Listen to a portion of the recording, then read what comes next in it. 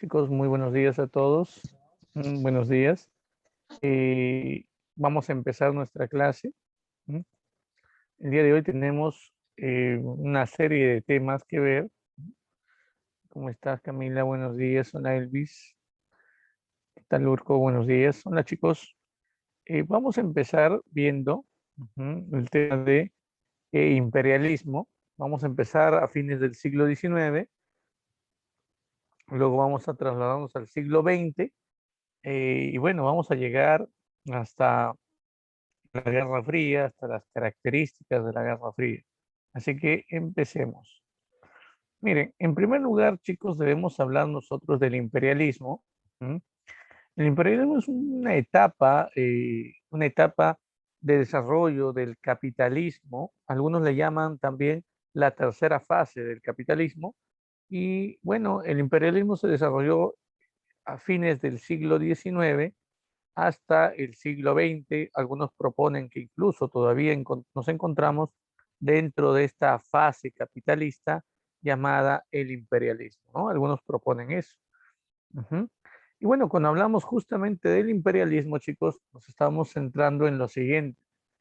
Tenemos aquí una pregunta, la pregunta número uno, que tiene que ver con esto. Así que por favor envíen sus respuestas, chicos. A ver, cuando hablamos del imperialismo, el imperialismo se entiende, chicos, como, ya les había dicho, la tercera fase del capitalismo, Lenin, según Lenin, un teórico socialista, hay que entenderlo. Lenin decía que el imperialismo es el capitalismo de rapiña, es el capitalismo a un mayor nivel, donde la burguesía trata de, como del lugar, maximizar sus ingresos a costa de destruir pueblos, dañar economías, destruir pueblos y obviamente generar un dominio sobre otros. Bueno, entonces, entendiendo esa idea de Lenin y obviamente la crítica del socialismo al imperialismo, podemos empezar señalando nosotros lo siguiente. ¿Por qué se desarrolla el imperialismo? ¿Cuáles son las causas para el surgimiento del imperialismo, chicos? Bueno, pueden haber varias causas. ¿M? El imperialismo tiene varias causas en sí, pero la principal viene a ser el objetivo que vienen teniendo las potencias de ese tiempo. Profe, ¿cuál es el objetivo? Conseguir colonias. Chicos, las grandes potencias del mundo, y sobre todo dirigidas por su burguesía, estas burguesías lo que quieren es control de colonias. Así es, tomar el control de colonias, chicos. Ujú. ¿Qué es lo que buscan de estas colonias? Sobre todo buscan,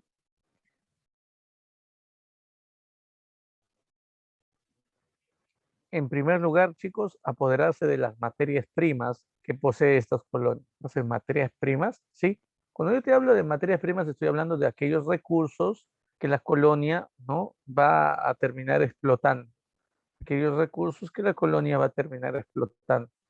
Ahora, recuerden, no solamente están las materias primas, sino también aquí lo importante vienen a ser las fuentes de energía. Recuerda esto, fuentes de energía. ¿Mm? Y otro punto que también es importante, ¿no? Conocer, las potencias quieren aprovechar las colonias para utilizarlas como mercados. Claro, recuerden, en teoría, toda potencia imperialista es una potencia que ha logrado desarrollar segunda revolución industrial.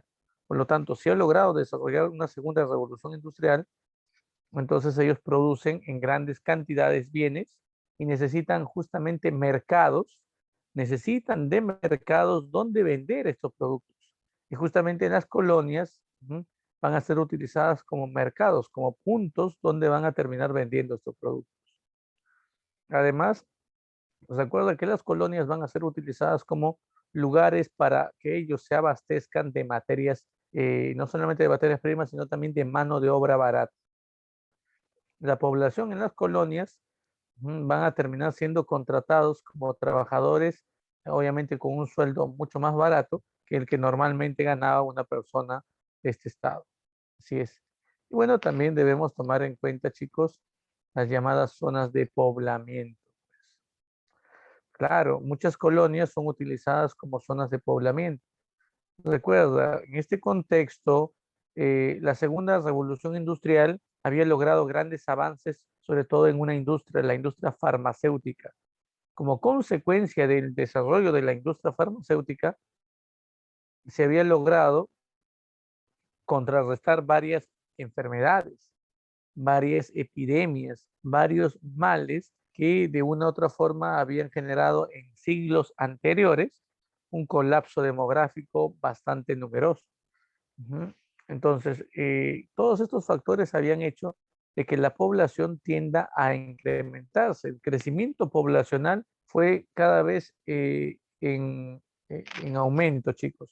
En el mundo se terminó elevando, se terminó incrementando la cantidad de población. Ahora, tú dirás, profe, y bueno, ¿no? Eh, ¿Esto qué tiene que ver con el imperialismo? Recuerda que si las grandes potencias tienen exceso de población, las ciudades que tienen en su país ahora no llegan a abasto, no se vienen a abasto para poder contener a toda esta población. ¿Qué es lo que tienen que hacer entonces? Los gobiernos tienen que impulsar políticas migratorias. Y qué mejor que tener una colonia a donde tu población pueda ir a migrar. ¿Sabes qué país sobre todo utilizaba este tipo de colonias de poblamiento? A esas colonias de poblamiento, chicos, se les va a dar este nombre. Por ahí apúntalo, se le llama dominio. ¿Sabes qué país o qué potencia la que va a tener un montón de dominios? Los ingleses. Inglaterra va a tener varios dominios. Uno de sus dominios, ¿no? De repente, porque no lo menciono en clase más adelante, ¿no? Vamos a colocarlo aquí. Es Australia. ¿Alguna vez ustedes han visto a la selección de fútbol de Australia? ¿Qué características, no, físicas, no, tienen estos jugadores de Italia? Digo, de Australia. A ver, ¿te acuerdas la vez que jugamos contra Australia o no? La característica de un jugador australiano es idéntica a la de un jugador inglés. Claro, claro, ahí sí, ¿no? Los has visto bien, muy bien, claro. Claro que sí, pues, ¿no? Son altos, ojos azules, ¿no? Rubios, claro. ¿Por qué? Porque Australia fue una colonia de poblamiento y la zona de poblamiento inglesa es una zona, los ingleses, chicos, los ingleses han tenido a lo largo de la historia la idea siguiente, ¿no? Que su población no puede mezclarse con una población nativa de un lugar que ellos dominan. Esa población tiene que ser exterminada. Lo mismo hicieron en unas zonas de Argentina. Por eso hay algunos argentinos, ¿no? Que nacen con estas características, ¿no? Altos, no, no, ojos azules. La excepción es Messi, obviamente, no Chato, pero bueno. Eh, Debemos también entender entonces, por eso es que Australia tiene ese tipo de población. ¿Qué es lo que hicieron ellos? Eliminaron a la población nativa de Australia y enviaron a su población a vivir ahí. Así es. Por eso es que Australia es un país, ¿no? A pesar que no es europeo, tiene una calidad de vida muy similar a Europa y tienen características, ¿no? Físicas, su población, muy parecidas a la población inglesa. Así es. Que son descendientes de ingleses puros, ¿ah? No de mezcla, no de mestizaje, como lo que ocurrió, por ejemplo, con las colonias de España en el siglo XVI. Ya está. Muy bien. Ahora, una de las cosas que también debemos tener presente, chicos, viene a ser lo siguiente. Ujú. Hay, como así como existen causas, existe también justificación. La pregunta número uno nos habla de una justificación ideológica para dominar las colonias. ¿Cuál viene a ser esa justificación, chicos? A ver qué respuesta me das a esta pregunta. Aquí nos está hablando, miren, durante el siglo XIX, ¿no? Las metrópolis, muy bien, a mí excelente, sustentaron su dominio en la propuesta del darwinismo social, que justificaba la superioridad de unas razas sobre otras. Y, ¿no? Y completamos, precisamente los pueblos sometidos debían cumplir todo lo que el civilizador, o sea, que el pueblo dominante, ¿no? Mande, ya que de eso dependía su progreso. Incluso debería aceptar los castigos físicos, psicológicos, y vejaciones en su contra, pues era por su bien. Ahora, debemos tomar en cuenta esto, chicos. El darwinismo social es una filosofía que se toma las bases de Darwin. ¿Te acuerdas de Charles Darwin que decía, solo el más apto sobrevive? Eso es lo que decía Darwin, ¿te acuerdas? Dentro de su teoría evolutiva.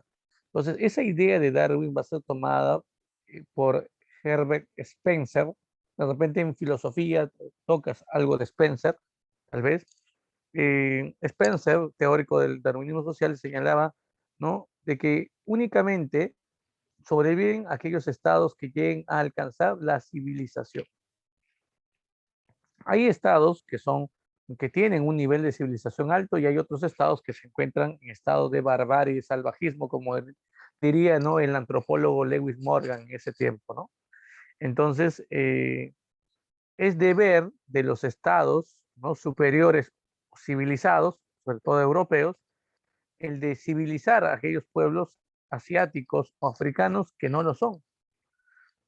Entonces, claro, se toma la idea de que Europa, al menos Europa, los países europeos, son una raza civilizadora y que los estados de África, los estados de Asia, en su mayoría, son pueblos atrasados. Y que la única forma de poder alcanzar este progreso, este desarrollo, es haciendo caso a lo que diga un estado europeo que los domine. Entonces, esto era una justificación, ¿no?, de los países europeos de decir, es nuestro deber y el de civilizar a la población. Muy bien, chicos, ¿cuál sería, a ver, la respuesta a esta pregunta entonces?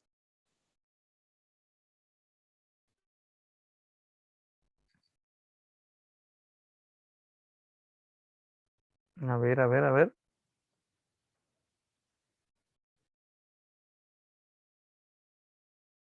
Ya, muy bien, Camila. Un poquito dudando, pero ya, muy bien, gracias por tu respuesta. Vamos, chicos, bien sus respuestas, por favor.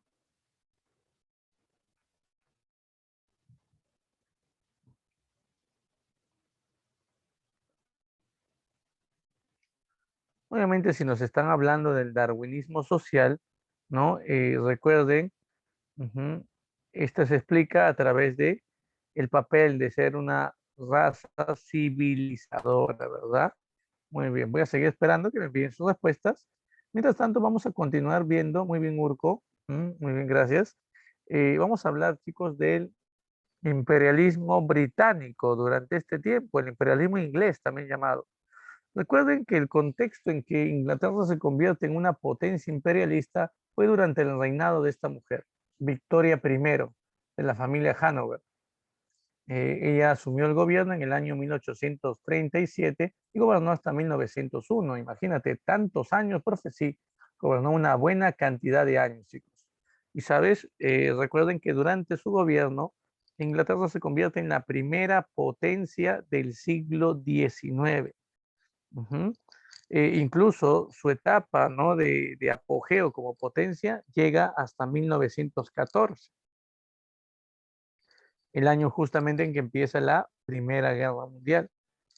Con la Primera Guerra Mundial, el lugar que Inglaterra tuvo como primera potencia mundial a cambiar, va a cambiar, chicos. Profe, una pregunta, ¿y por qué? Porque van a aparecer otros estados que desplacen a Inglaterra en el liderazgo mundial, como por ejemplo Estados Unidos o Japón. Ahora, la pregunta es, ¿a qué se debe o a qué se debe que los ingleses hayan consolidado, ¿no? O se hayan consolidado como una gran potencia aquí? Al comercio que ellos ejercían con sus colonias, con diversas partes del mundo, pero además a su poderosa marina. Recuerden, la etapa de la era victoriana no solamente es una etapa económica, de apogeo económico para los ingleses, sino también es una etapa de poderío militar, naval. Inglaterra era llamada la reina de los mares, por eso, por su gran marina. Ahora, la pregunta es, chicos, ¿qué colonias tuvieron los ingleses en ese tiempo? ¿Cuál fue la colonia inglesa más importante, por ejemplo, en el caso de África? En África tuvieron un sinnúmero de colonias, siendo Egipto la más importante.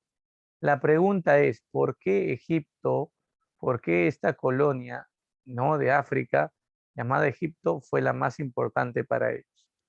A ver, ¿quién me dice? Por un canal que ellos construyeron. Ellos volaron la península del Sinaí, chicos, colocaron dinamita, volaron esa parte y crearon ahí el canal de Suez. Ese canal es importantísimo. Aquí estaría el canal de Suez, chicos. La pregunta es, ¿qué comunica el canal de Suez? Esto lo sabes por geografía. Comunica el mar Mediterráneo con el mar Rojo. Profe, una pregunta, ¿y cuál es la importancia?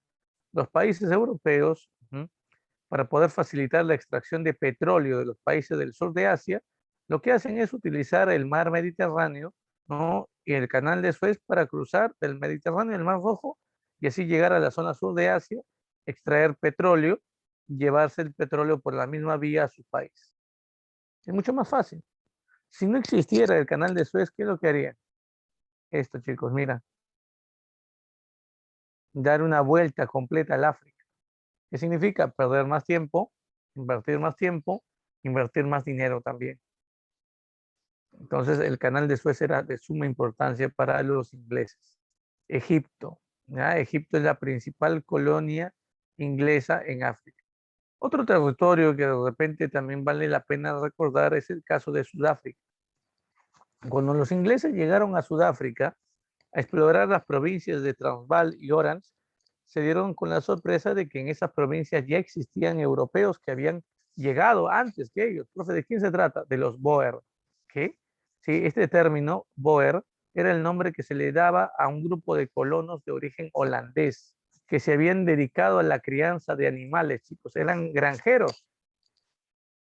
Pero los ingleses habían detectado, ¿no?, en estos territorios de Sudáfrica minas de diamante.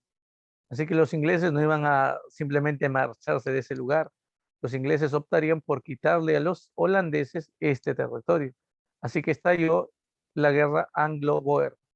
Este conflicto de carácter imperialista fue una victoria inglesa. Los ingleses se apoderan de estos territorios, no te olvides.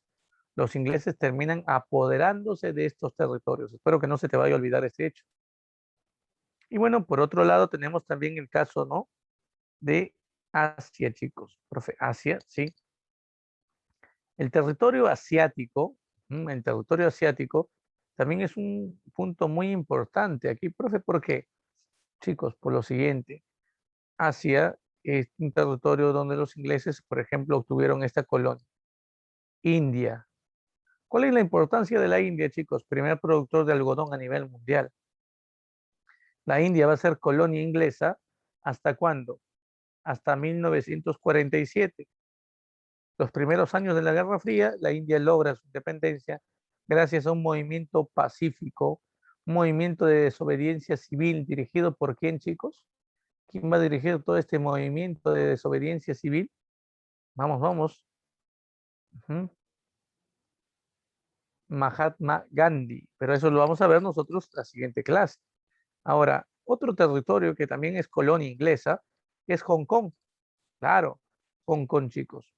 Para poder lograr tomar el control de Hong Kong, los ingleses también libraron un conflicto aquí, la llamada Guerra del Opio contra los chinos. La Guerra del Opio, ¿verdad? Fueron dos guerras del opio, pero la primera es la más importante, la que debemos recordar. En la primera Guerra del Opio, en la primera, chicos, los, eh, los ingleses lograron derrotar a los chinos y con el Tratado de Nankín, aquí está citado el Tratado de Nankín de 1842, se estableció lo siguiente, chicos. China cedía la isla de Hong Kong por 150 años a los ingleses y además aperturaba 5 puertos para el comercio británico. Los ingleses van a poder tener prácticamente derecho a vender la cantidad de productos que ellos quieran, ¿no? La cantidad de productos que ellos quieran en estos 5 puertos, entre ellos el puerto de Macao. Muy bien, ahora sí, ¿qué pasó con los demás? No me enviaron su respuesta, chicos. A ver, aquí la respuesta efectivamente es la B, pues, ¿no? Claro, esto se debe al papel civilizador que venían teniendo las naciones europeas contra los pueblos inferiores de Asia, de África principalmente.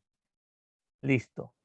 Muy bien, ahora nos toca también analizar la pregunta número 2, que también tiene que ver con el tema de imperialismo, chicos. A ver si van dándole una respuesta a esto y me envíen su respuesta, por favor. Mientras tanto, vamos a analizar nosotros algunos otros conflictos de carácter imperialista que se han librado. Por ejemplo, los ingleses llevaron a cabo este conflicto, la rebelión de los cipayos. Esto se da en la India en 1847, chicos, 100 años antes de que la India logre su independencia, 100 años antes, ¿ah? Los nativos de la India, llamados cipayos, que formaban parte de las tropas inglesas en este lugar, decidieron rebelarse contra la dominación inglesa. Ellos tomaron como pretexto, ¿no?, de que los ingleses habían creado un nuevo fusil al cual y le habían adherido una pólvora, un nuevo tipo de pólvora, cuyo ingrediente, uno de los ingredientes para la fabricación de la pólvora era una grasa de cerdo, un animal que para ellos era considerado impuro, así que se negaron a utilizar los fusiles y esto fue simplemente el pretexto para iniciar la lucha por su independencia. La rebelión de los cipayos se considera la primera lucha de la India por su independencia. Al final termina siendo un fracaso porque los ingleses terminan aplastando esta sublevación. Y después de esto se produce la llamada rebelión de los Boxer. ¿Profe qué? Sí, la rebelión de los Boxer. En China, en el año 1900, se termina impulsando un movimiento de carácter xenofóbico. Profe, ¿qué cosa significa xenofóbico? Un rechazo a los extranjeros, chicos. Esto es un movimiento de rechazo a los extranjeros, un movimiento de carácter xenofóbico. Sí, se trataba de expulsar sobre todo a los ingleses. Muchos terminan también planteando de que estos luchadores de artes marciales llamados boxer recibían incluso financiamiento del gobierno inglés, de la emperatriz de ese tiempo de China. Y bueno, al final, esta rebelión nos muestra nada más el carácter, obviamente, de rechazo a la dominación británica al territorio chino. Y bueno, también tenemos el caso de Francia. Francia también se va a convertir en una potencia imperialista durante este tiempo y el imperialismo francés se va a llevar a cabo sobre todo durante el gobierno de Napoleón III. Recuerden, Napoleón III, sobrino de Napoleón Bonaparte, él fundó el segundo imperio napoleónico. Aquí empieza la etapa colonial francesa. Durante su gobierno, recuerden, se invade incluso México. Se coloca al emperador Maximiliano I de Austria, de una familia llamada la familia Habsburgo, en México como gobernante. Y bueno, empieza Francia a conseguir colonias. Esta etapa de colonización francesa va a consolidarse en la Tercera República Francesa. Durante la Tercera República Francesa, Francia sobre todo va a obtener una gran cantidad de colonias. Por ejemplo, en África, sus principales colonias vienen a ser Túnez, ¿no? Argelia, siendo la más importante Argelia, por cierto. Marruecos son otra de las colonias. Hay una isla también llamada Madagascar, que abasteció a los franceses de guano en gran cantidad durante los inicios del siglo XIX. Pero la colonia más importante que tuvieron los franceses aquí fue, sin duda, Indochina, chicos, en Asia, ¿no? La colonia más importante en Asia fue Indochina. Ujú. Indochina es lo que hoy en día abarca los países de Laos, Camboya y Vietnam. No te olvides, Vietnam. Muy bien. Ahora, una de las cosas que también debemos tomar en cuenta es que durante este tiempo, uno de los países que ambicionaba tener colonias, pero que lamentablemente por haber surgido tarde, por haber aparecido como un país, ¿no?, bastante reciente en Europa, de forma tardía, decidieron, bueno, no pudieron conseguir un gran número de colonias, pero ellos fueron los que impulsaron, por ejemplo, el reparto del África, el reparto colonial del África a través de medios pacíficos para evitar problemas, para evitar enfrentamientos entre las potencias. Estoy hablando de qué país, chicos. Estoy hablando de Alemania. Claro. El canciller de la unificación alemana, ¿se acuerdan quién es? Otto von Bismarck promovió la conferencia de Berlín. Entre el año 1884 y 1885, ¿no?, se termina convocando a varios líderes de países europeos para tomar decisiones de cómo colonizar África. El objetivo que tenía Bismarck aquí sobre todo es tratar de resolver todos los problemas que involucraba la colonización de África por medios pacíficos, a través de medios diplomáticos, evitar conflictos entre países. Que una potencia, por ejemplo, europea, o dos potencias europeas se enfrenten por un territorio de África, un territorio, eh, una colonia. El objetivo era evitar eso. Por eso se establece, por ejemplo, el principio de uti possidetis. ¿Qué significa esto? Que si, por ejemplo, el país de España hace exploraciones en algún territorio de África, si España, por ejemplo, llega a una zona costera de África, España tiene el derecho a proyectar su colonización en línea recta a la costa hacia el interior de África y que ellos tienen la prioridad para colonizar ese territorio. Ahora, cada vez que una potencia llegue a un nuevo territorio que es de su interés, necesita notificar a las otras potencias europeas. Es decir, ellos tienen que decir, no, yo he llegado a este lugar es ahora parte de mis dominios coloniales para evitar que otras potencias puedan obviamente ir tratando de quitarle colonias. ¿Qué más? También se establece el principio de la libre navegación por el río Congo, que es un río muy importante, el segundo más largo de África y el más caudaloso de este continente. También se prohibía el tráfico de esclavos. ¿Mm? No se iba a comercializar más esclavos. Eso era un principio que se había tomado en la conferencia de Berlín. Y bueno, también se termina tomando como principio, ¿mm?, que aquel país que llegue a dominar una colonia africana, ¿mm?, es el dueño absoluto de ese territorio. Otra potencia no puede reclamar un territorio que ya ha sido notificado. Eso es el principio de uti possidetis, chicos. Ahí se aplica.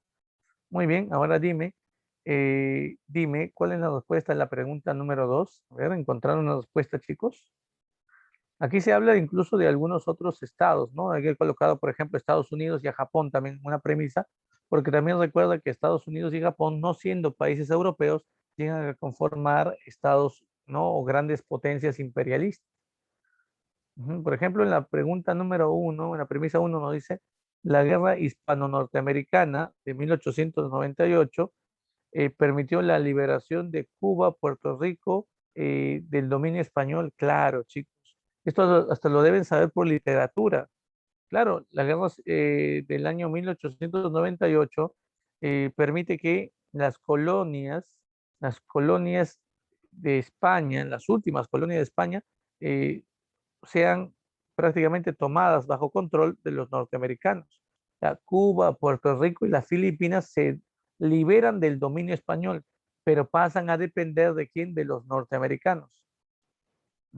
Hasta el día de hoy, Puerto Rico es un protectorado, es una colonia con un dominio político por parte de los Estados Unidos.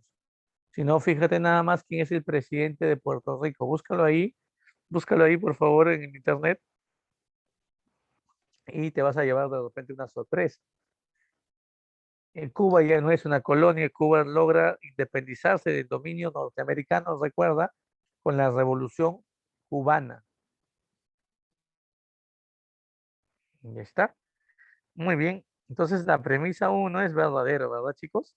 Su respuesta, muchachos. ¿Dónde está su respuesta? 2, los holandeses tomaron el control de Orange y Transvaal, eso es Sudáfrica, ¿no? Esas son provincias de Sudáfrica, tras derrotar a los ingleses en la guerra anglo-boer. Al revés, chicos. Los ingleses van a tomar el control de estas provincias tras derrotar a los holandeses, a los Boer. Aquí. Falso, entonces esto. 3. Japón tomó el control de Corea y Manchuria tras derrotar a Rusia en 1905. Verdadero, chicos. Para el año de 1905 hay un conflicto ruso-japonés. Japón, un pequeño país de Asia, que estaba atravesando un periodo de apogeo, de esplendor, llamado la era Meiji, que justamente coincide con el gobierno del emperador Mutsuhito. Mutsuhito había logrado dominar a los señores feudales, a los shogunes, había puesto fin a esta etapa feudal de Japón y había empezado a modernizar Japón bajo un sistema capitalista. Japón empieza a desarrollar la industria, empieza a convertirse en un país moderno, incluso empiezan a enviar a mucha parte de su población a estudiar a Europa. Muchos jóvenes japoneses son enviados a estudiar a Europa con el objetivo de que puedan aprender, ¿no? Muchas cosas de la vida europea, de la tecnología europea, de los avances científicos, sobre todo que Europa estaba viviendo, y que cuando logren ser profesionales vuelvan a Japón para llevar a cabo unos cambios. Y eso es justamente lo que ellos hacen. Japón logra convertirse en un país moderno en ese tiempo, pero no dejando de lado sus tradiciones, sus costumbres. Es todavía hasta el día de hoy una sociedad bastante ancestral, chicos, muy tradicional. Eso es justamente la era Meiji. Recuerda que Japón copia la Marina Británica y copia el ejército de Prusia. Entonces, imita a los mejores y se enfrenta a Rusia en 1905. Todo el mundo creía que el gran oso, como le llamaban a Rusia, iba a acabar con el pequeño japonés, pero Japón termina derrotando a Rusia y le quita Corea, le quita Manchuria. Por lo tanto, esto es verdad.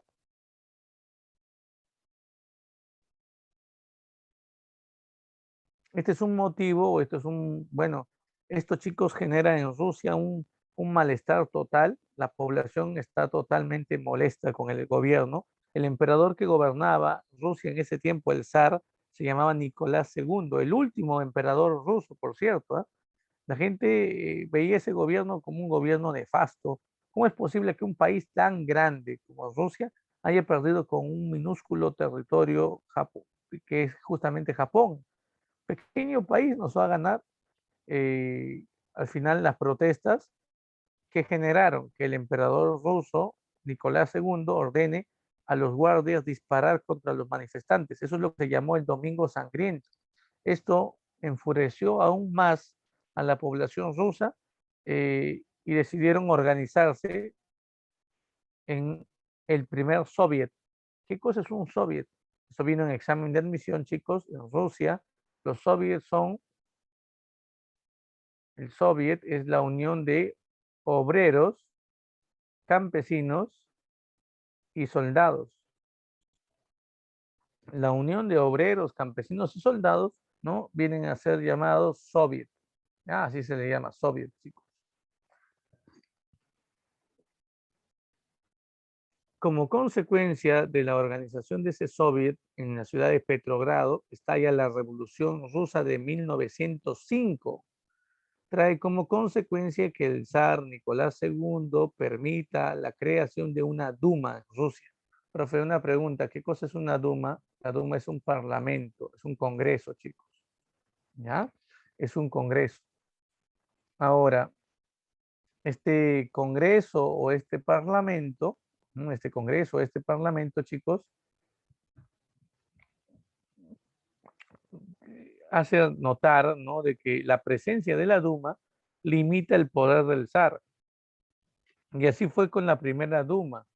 Pero el zar muy hábilmente disolvió esa Duma. Se creó una segunda Duma que también cuestionaba y limitaba el poder del Nicolás II, del zar. El zar también disuelve esa Duma. Se crearon una tercera y una cuarta Duma que cada vez se volvían instituciones más débiles y manipulables. Es por eso que al crearse la cuarta Duma, esta Duma estaba totalmente dominada por el zar. Ujú. Este hecho, la ineficiencia de la Duma, así como también el desarrollo de la Primera Guerra Mundial que va a ser devastadora para Rusia. Ustedes deben recordar que cuando Rusia enfrentaba a los alemanes iba perdiendo, ¿no?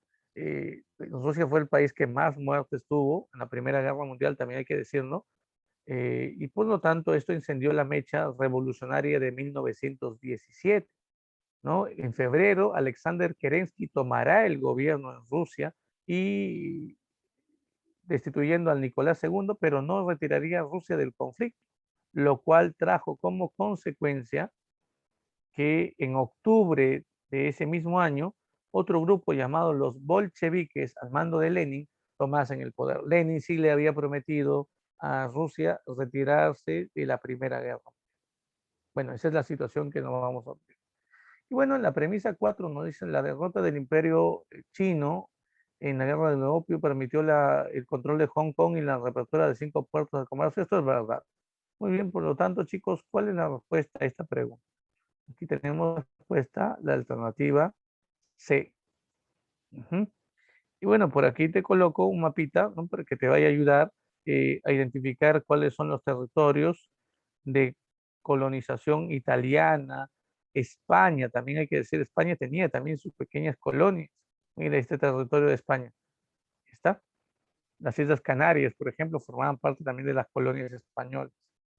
Bueno, ahora vamos a pasar a otro punto, vamos a pasar a otro tema, chicos, que justamente es la Primera Guerra Mundial. Tenemos aquí una pregunta sobre esto. Bueno, espero que envíen esta vez, chicos, su respuesta. Vamos, por favor, avancen con eso. Y bueno, la Primera Guerra Mundial no es llamada así de forma inicial. Recuerden que el nombre que se le dio en un comienzo fue la Gran Guerra. Ese es el nombre que se le va a terminar dando. Ahora, ¿qué es lo que debemos recordar? Primero, ¿por qué se termina desarrollando? ¿Cuál es la causa? ¿Cuál es la causa de este conflicto? La causa, chicos, viene a ser la rivalidad que existía entre las potencias de Europa, sobre todo por el control de colonias. Entonces aquí existe un afán por conseguir colonias. Y sobre todo hay un país que está interesado en conseguir colonias porque no tiene muchas. No tiene muchas porque este país ha surgido de forma tardía. Estamos hablando de qué país, chicos. Estamos hablando de Alemania. Claro, Ami, muy bien. Por lo tanto, Alemania se convierte en el principal promotor de este conflicto debido a esto. Alemania había impulsado una fuerte industria militar porque Alemania entendía de que la única forma de conseguir colonias era a la larga quitarle colonias a aquellas potencias que tenían ya una gran cantidad de colonias. Muy bien, Urco, gracias por tu respuesta. Eh, y justamente el conflicto donde Alemania le quitaría esas colonias a estas potencias sería la Primera Guerra. Ahí está. Muy bien, un dato que también debemos tomar en cuenta es este. La otra causa es el revanchismo francés. ¿Por qué le digo revanchismo francés? Francia había perdido en 1870 en la guerra franco-prusiana. Prusia, que actualmente era Alemania, porque Prusia después de la victoria contra Francia aquí logra sellar la unificación alemana, logra crear el país de Alemania. Y Prusia había logrado quitarle a Francia 2 territorios, de que Francia vencida aquí entregó Alsacia y Lorena. Por lo tanto, ¿qué quiere Francia? Recuperar esos territorios entregados a Alemania en este tiempo, ¿no? Por eso es que ve Francia la oportunidad de una revancha en este conflicto. La tercera causa, ¿cuál es? La rivalidad entre austriacos y rusos por el control de los Balcanes, chicos. La península de los Balcanes es una zona estratégica, sobre todo para el comercio, porque tenía salida al Mar Negro, al Mar Egeo y al Mar Mediterráneo de forma rápida. Va a ser ambicionada por varios estados. Los principales estados que se peleaban por el control de esta zona era el Imperio Austrohúngaro y el Imperio Ruso. A esto le vamos a sumar el interés que tenía el Imperio Turco Otomano por controlar también los Balcanes y el interés que también tenía Italia por apoderarse de los Balcanes. Entonces, por ahí nos pueden preguntar qué territorio era el más ambicionado, ¿no? ¿Qué territorio fue el más ambicionado antes de la Primera Guerra Mundial? La respuesta es, chicos, los Balcanes. Esa viene a ser la respuesta, no te olvides. Ya, muy bien. Sigamos avanzando. Mira por aquí. También tenemos algunos antecedentes, muchachos. Ojo, cuidado aquí, por favor, cuando hablamos de antecedentes. Uno de los antecedentes a la Primera Guerra Mundial, sin duda, es la paz armada. Profe, ¿qué es la paz armada? Es el periodo que comprende de 1871 a 1914. Es un periodo anterior a la Primera Guerra Mundial. Durante esta etapa, y los países europeos sobre todo van a impulsar una gran carrera armamentista. Es una etapa de competencia armamentista. No hay enfrentamientos grandes, por eso el nombre paz, ¿no? pero se le llama armada porque los países van a aprovechar para armarse y para prepararse para este gran conflicto, ¿no? Que es el que vamos a ver el día de hoy. Y aquí se van a formar también alianzas, chicos, alianzas políticas y alianzas militares. Por ejemplo, tenemos la llamada Triple Alianza. Mira, integraban Alemania, miren, integraba Austria o Austro-Hungría, mejor dicho, Austro-Hungría, chicos, era un imperio unido, y el Estado de Italia. Los tres formaban la Triple Alianza. Así como se formaba la Triple Alianza, también se formó la Triple Entente, integrada por Inglaterra, Gran Bretaña, Francia y Rusia. Los ingleses y franceses solicitaron el apoyo ruso por lo siguiente. Rusia iba a ser una molestia para Alemania, pues, porque si esta es Alemania, y aquí está Francia, al al lado oeste, y aquí está Inglaterra también al oeste, si lograban el apoyo ruso, eso iba a generar algo, que Alemania tenga que dividir sus fuerzas en dos frentes. Eso iba a debilitar obviamente el poder del ejército alemán.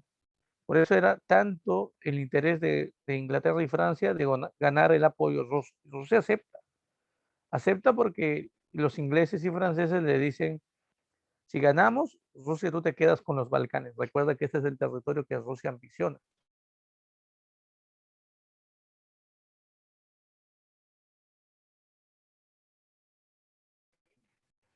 Profe, una pregunta. ¿Y por qué dice antes? ¿No es también la misma alianza que se dio durante todo el conflicto? No. Durante el conflicto va a ir cambiando esto, chicos. En primer lugar, porque hay un país de la Triple Alianza que se declara neutral y que tiempo después se pasa al otro bando. ¿De qué país estoy hablando? De Italia. Italia es el país que se cambia de bando, no te olvides. Ujú. Profe, no pregunte por qué, porque Alemania le había prometido a Italia qué cosa. Chicos, te lo dije. ¿Qué territorio ambicionaba Italia? Los Balcanes. Alemania le dice, si ganamos, te quedas con los Balcanes. Profe, pero si le promete eso a Alemania, ¿por qué ellos se van a ir? Porque Alemania le había prometido el mismo territorio a quién? A Austria-Hungría. Entonces, Italia se da cuenta de que la relación entre Alemania y Austria-Hungría es una relación más cercana a la que tiene Italia justo con Alemania. Entonces, por eso dice, Italia dice, a mí no me van a entregar los Balcanes. Así que decide retirarse del conflicto. Y tiempo después es invitado por Inglaterra y Francia a pasarse al otro bando. Acepta con la condición de recibir un porcentaje, una pequeña parte de los Balcanes, porque este territorio también se le había prometido a quién, al Imperio Ruso. Bueno, tiempo después, durante el conflicto, el Imperio Turco y el país de Bulgaria se suman a lo que quedaba de la Triple Alianza. Como ya no son tres y hay nuevos incluso integrantes, a esto se les conoce como los imperios o las potencias centrales.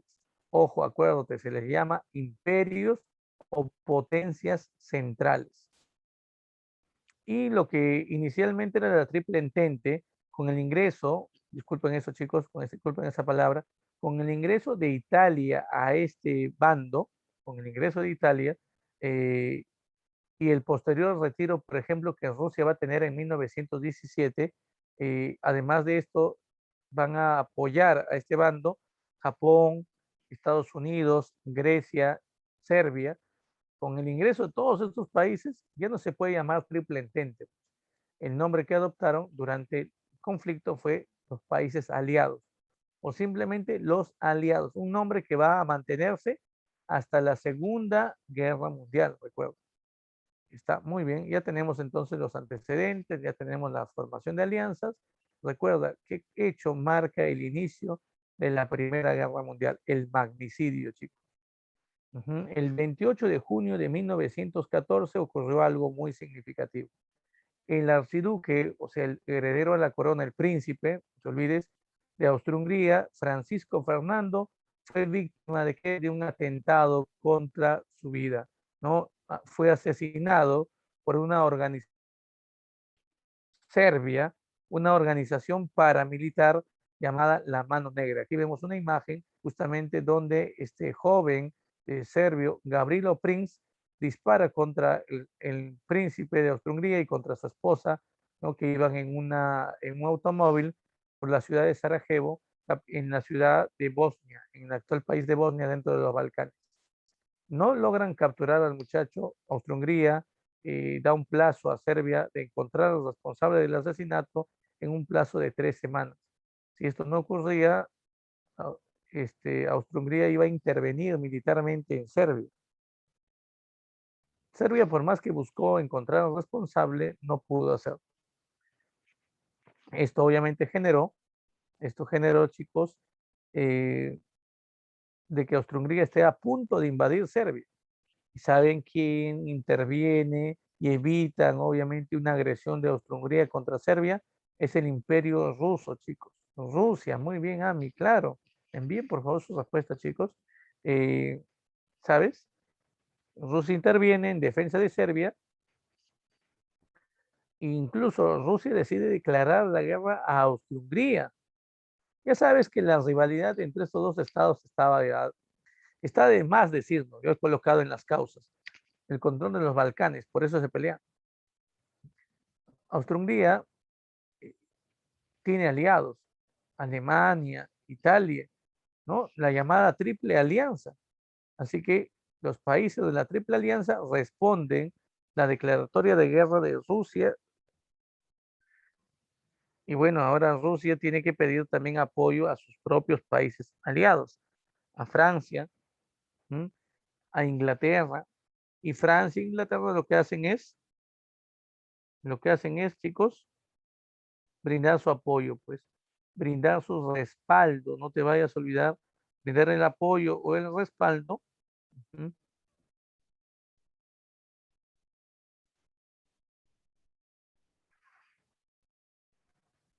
Obviamente a Rusia. Ahora, una cosa que debemos tomar en cuenta, chicos, y aquí es importante también tener en cuenta,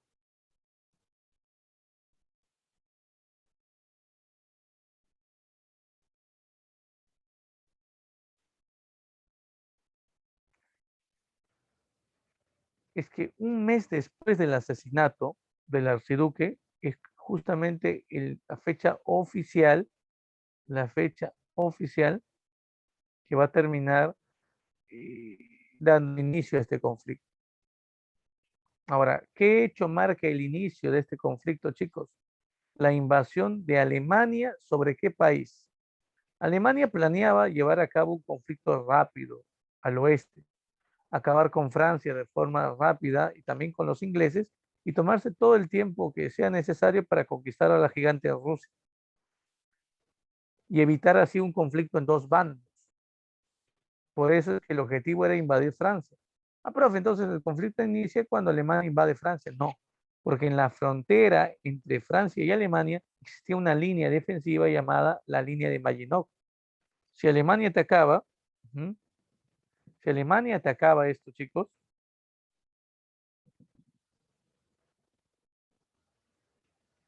Alemania demoraría mucho en ingresar a Francia. Así que, ¿qué es lo que hizo? Invadió Bélgica para utilizar a Bélgica como puente de acceso, como un puente de acceso, chicos, a Francia. No te vayas a olvidar, ¿ya? No te vayas a olvidar de esto.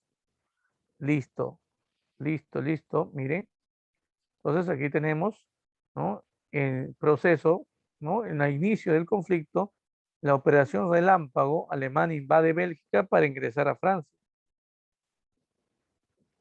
Y mira, también tenemos aquí la llamada guerra de movimientos, chicos. Guerra de movimientos, sí. La guerra de movimientos, y eso es muy importante tenerlo en cuenta, se le va a denominar así a los primeros movimientos armados que van a terminar realizando tanto, ¿no? Los países de la Triple Alianza como los países de la Triple Entente. Alemania despliega sus tropas por Bélgica para ingresar a Francia. Los franceses tratan de detener el avance, pero pierden en la batalla de la frontera. Después de esto, ingresan al territorio de Francia y el objetivo es tomar París, pero son frenados en la primera batalla de Marne. Es una victoria francesa.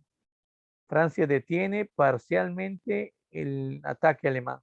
Después de esto, chicos, y se llevaría a cabo la llamada guerra de trincheras.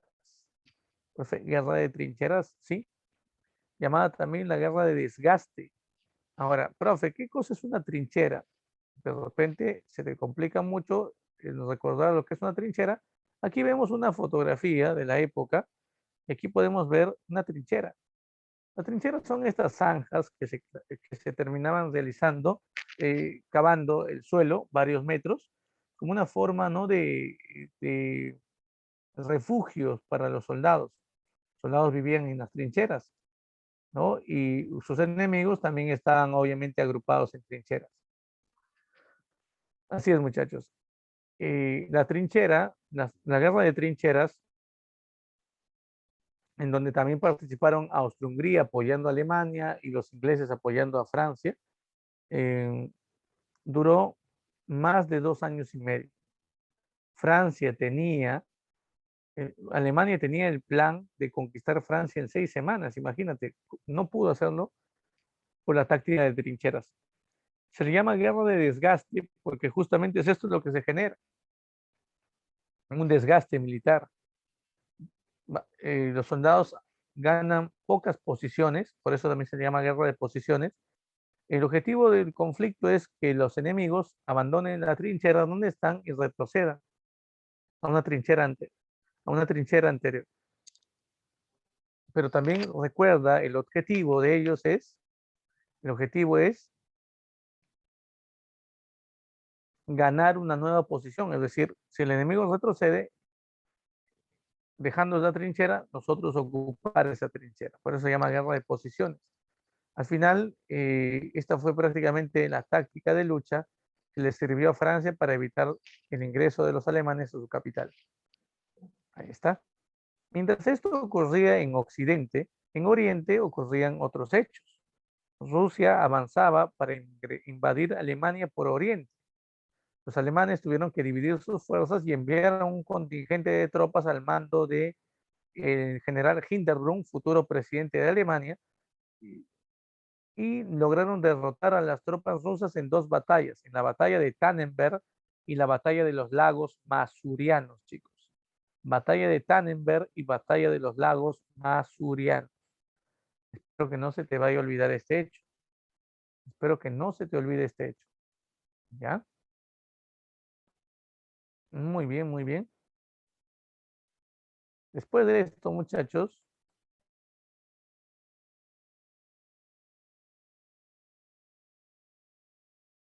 sí, el frente occidental, chicos.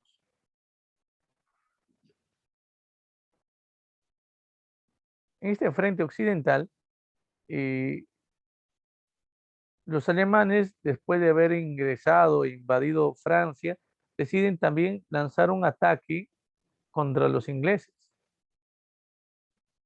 Y se termina realizando esto, chicos, un bloqueo marítimo hecho por Alemania en contra de Inglaterra. Colocan embarcaciones prácticamente bloqueando las costas al sur de Inglaterra. Los ingleses no van a permitir ser bloqueados, así que envían su marina y se produce ahí una serie de enfrentamientos.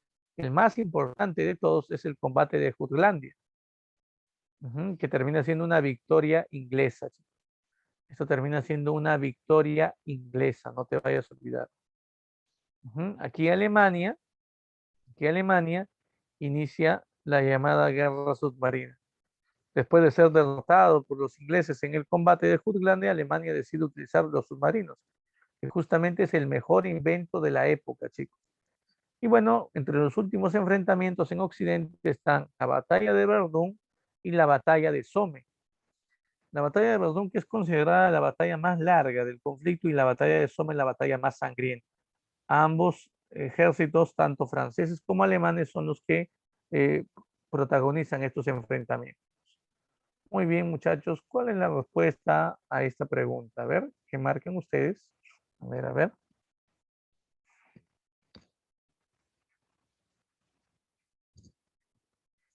Muy bien, por ahí Urco me ha dado la respuesta. A ver, ¿qué dicen los demás? Ujú.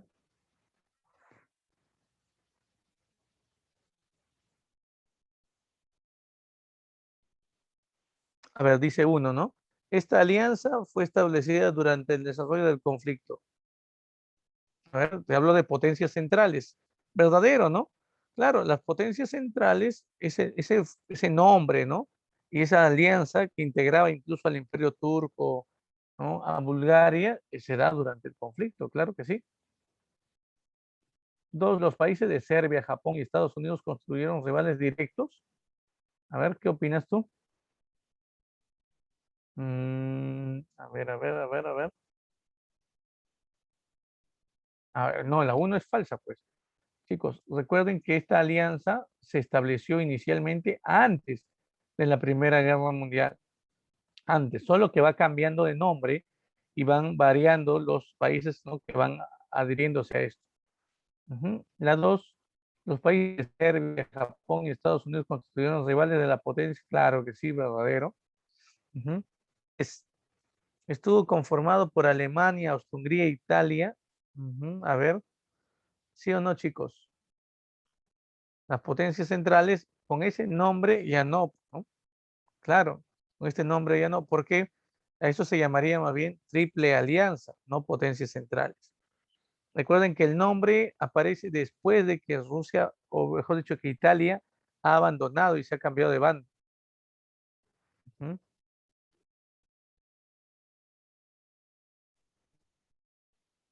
A ver, la 4 dice, tenemos por ahí, dice, los estados de Bulgaria y el Imperio Otomano integraron esta alianza. Claro, ¿verdad? ¿No, chicos? Esto es cierto, muy bien. Ujú. Y 5, obtuvieron la victoria final frente a los países aliados. No, quienes derrotan, al final, chicos, quienes obtienen la victoria son los aliados. Esto es falso. Muy bien. ¿Cuál sería la respuesta aquí, muchachos? A ver, 2 y 4. Lapsus, lapsus. Aquí creo que no hay. ¿No? Muy bien. Ah, lo incorrecto. A ver. Nos están pidiendo lo incorrecto. Ya, muy bien, muy bien, muy bien. Entonces, sería 2, 2, 4, 1. Claro. Podría ser una respuesta entonces, ¿no? Ya, muy bien. Vamos a poner por aquí. A ver. Sí, hay que ver una modificación aquí, ¿no? Sí, a ver, vamos a ver por aquí. Ujú. Claro, vamos a cambiarlo, chicos. Ya, aquí la respuesta sería 1, 3 y 5, ¿verdad? Ya está. Ahora ya entiendo por qué no me enviaron sus respuestas. Ahora ya entiendo ya. Muy bien. ¿Sí? Así quedaría, ¿no? A ver, a ver. Claro, te están pidiendo lo incorrecto. Ujú. Muy bien. Ya está. Muy bien, chicos. Hay una pregunta más sobre Primera Guerra Mundial, es esta de aquí. La pregunta número 4. A ver, para eso debemos tomar en cuenta, en primer lugar, chicos, que el conflicto no termina con las batallas de Somme y tampoco Verdún. Eso es 1915. Hay enfrentamientos que sobre todo se van a terminar librando años después. Por ejemplo, el año 1917 es un año clave. ¿Por qué? ¿Qué pasa en 1917? Se termina dando el retiro de Rusia del conflicto, chicos. Rusia termina abandonando este conflicto. ¿Por qué? A ver, la crisis económica que se había generado en Rusia debido a la falta de mano de obra campesina para labrar sus tierras, había generado inflación en el precio de los alimentos. Esto sumado, ¿no?, al gran número de muertes que la Primera Guerra Mundial generó para Rusia, era devastadora. Y si a esto le sumamos, chicos, que el gobierno de Nicolás II es un gobierno absolutista, es un gobierno que no escucha al pueblo, ¿no? Eh, Va a terminar generando procesos revolucionarios. En el año 17 hay dos etapas revolucionarias que vive este país. Por ejemplo, en febrero del año 17 Ya les había dicho, Alexander Kerensky y los mencheviques toman el gobierno. Pero el error de Kerensky fue no hacer caso a lo que el pueblo solicitaba. El pueblo pedía que Rusia abandone el conflicto, pero él mantuvo a Rusia dentro de este conflicto. Es por eso que en octubre de ese mismo año estalla la revolución bolchevique. Esa revolución fue dirigida por Lenin. Lenin ya le había prometido al pueblo retirar a Rusia del conflicto si llegaba al gobierno.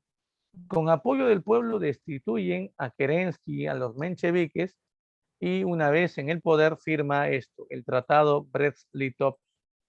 A través de este tratado, Rusia termina cediendo, Rusia termina cediendo, chicos, territorios a Alemania. ¿Qué territorios se entrega? Estonia, Letonia y Lituania, que son territorios del Imperio Ruso ubicados en esta zona, chicos, para que más o menos te ubiques aquí. Esos territorios fueron cedidos a Alemania. Y después de la Primera Guerra Mundial, esos territorios van a ganar autonomía, van a ganar independencia. Ahora, unas semanas después del retiro de Rusia y cuando parecía que la balanza se había inclinado a favor de los, eh, a favor de los alemanes y sus aliados, chicos, hace su ingreso a Estados Unidos. Ahora, de esto que tenemos que recordar cuál es la causa, cuál es el motivo. Y el motivo es que su comercio, un comercio que se había desarrollado, recuerden, de forma intensa entre el año 1914, 15, 16 y 17, se iba poco a poco viendo desprestigiado o interrumpido gracias a, gracias chicos, a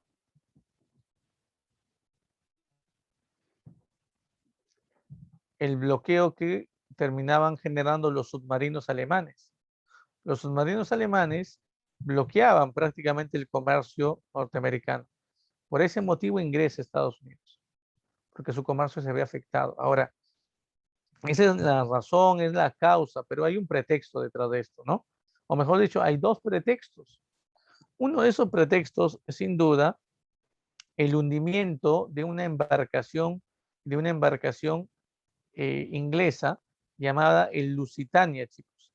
Esta embarcación llevaba una cierta cantidad de población norteamericana a bordo y bueno, esta embarcación fue hundida por un submarino alemán en 1915. 2 años después, mira, 2 años después, eh, Estados Unidos va a tomar este hecho como una motivación para declarar la guerra alemana. Pero es 2 años después, chicos, eso no puede ser una causa, tiene que ser un pretexto. Ahora, existe otro pretexto menos conocido, ten cuidado, y es el telegrama Zimmermann. Sí, el telegrama Zimmermann en 1917, el gobierno, el gobierno alemán envía este telegrama al gobierno de México, donde Alemania no manifiesta su apoyo incondicional a México e incluso alienta a México a atacar a Estados Unidos y le dice, nosotros te vamos a apoyar. Sabemos que Estados Unidos te ha quitado territorios antes, puedes recuperarlos, tienes nuestro respaldo.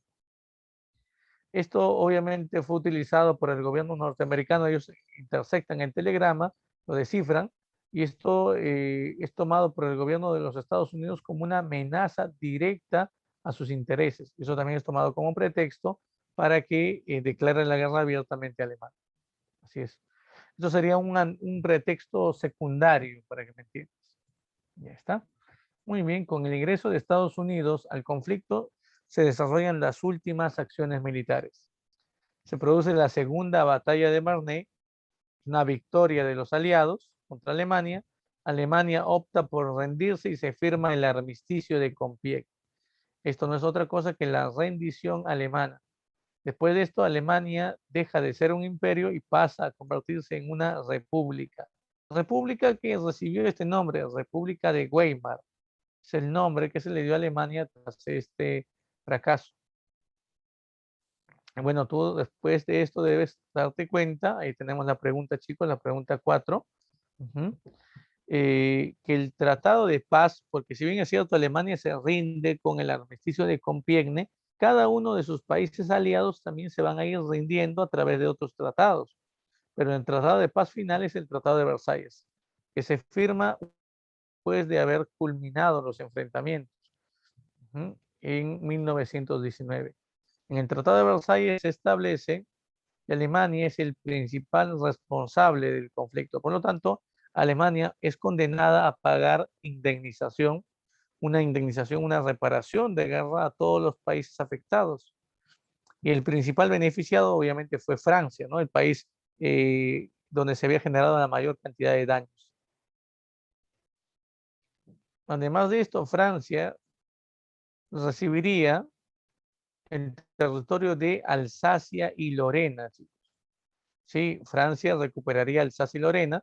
Alemania también debería entregar todas sus colonias, por ejemplo, Togo, Camerún, Tanganica, que eran colonias africanas de Alemania, son prácticamente entregadas en este tiempo a los países vencedores, sobre todo bajo la jurisdicción y la administración de Inglaterra y Francia. Además, se prohibía que Alemania pueda tener una industria militar. Además, el ejército alemán quedaría reducido totalmente a solo 100.000 hombres. No podía Alemania tener un ejército superior a este. Y recuerda, también debemos tomar en cuenta que los submarinos alemanes deberían pasar a manos de los aliados. Así es, los submarinos alemanes pasarían a manos de los aliados. Los alemanes optan por hundir sus submarinos. El orgullo alemán es tanto que ellos no entregan los submarinos. Ahora, ¿cuál sería la respuesta a esta pregunta 4, chicos? A ver, dice, planeamos iniciar una guerra submarina el 1 de febrero. A pesar de ello, trataremos de mantenerles a los Estados Unidos neutrales. Si esto fracasa, haremos una propuesta de alianza bélica a México. Hacer la guerra juntos, negociar la paz juntos, respaldo financiero, reconocimiento para que México recupere los territorios de Texas, Nuevo México y Arizona. El autor de esta cita es Arthur Zimmermann. Muy bien, Urco, gracias por tu respuesta. Dice, el texto anterior hace referencia al telegrama Zimmermann. Sobre esto es correcto afirmar que, a ver, ¿qué marcamos aquí, chicos? A ver.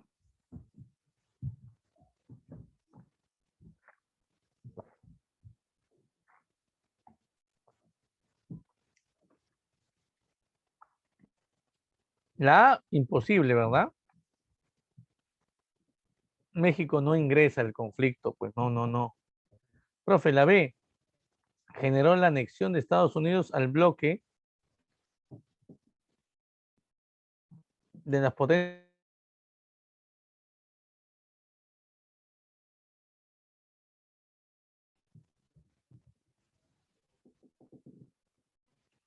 Ya sé, fue usado como pretexto para facilitar el ingreso de Estados Unidos a la guerra. Claro, esa es la respuesta, ¿verdad? ¿Inclinó la balanza a favor de Alemania y sus aliados? No, más bien inclina la balanza a favor de Francia y sus aliados. Muy bien. Entonces la respuesta aquí sería la C, ¿no? Muy bien. Vamos ahora con la pregunta número 5. Ahí tenemos la pregunta número 5. A ver, observen la imagen.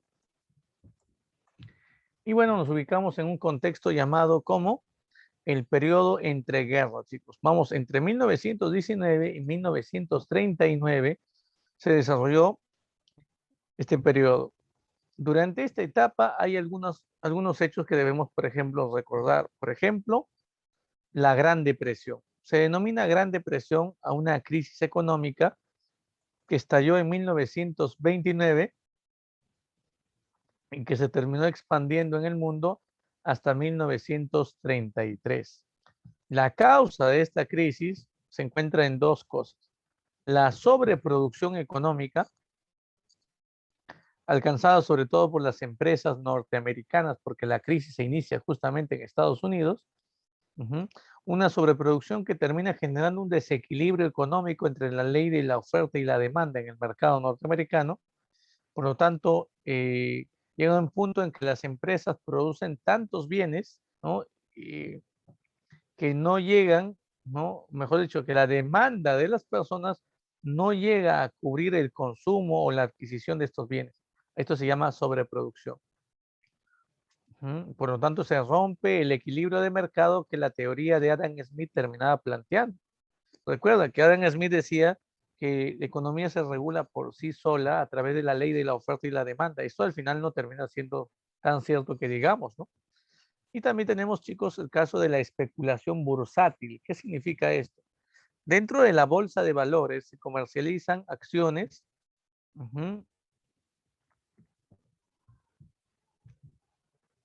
Pero también dentro de la bolsa de valores, chicos, eh, las personas pueden ir a comprar bonos. Pero bueno, hablando de las acciones que están de moda en ese tiempo, el negocio de las acciones era bastante fácil. Las personas iban a la bolsa y compraban acciones cuando el valor de estas disminuía. Años más tarde, cuando el valor de las acciones se recuperaba, las personas optaban, chicos, por vender las acciones. O sea, prácticamente compras una acción a un precio barato, lo vendes tiempo después a un precio más alto. Ese era el negocio de las acciones. Ahora, ahí tenemos las causas entonces. Y si nos preguntan cuáles fueron los antecedentes a esta crisis, podemos decir nosotros lo siguiente.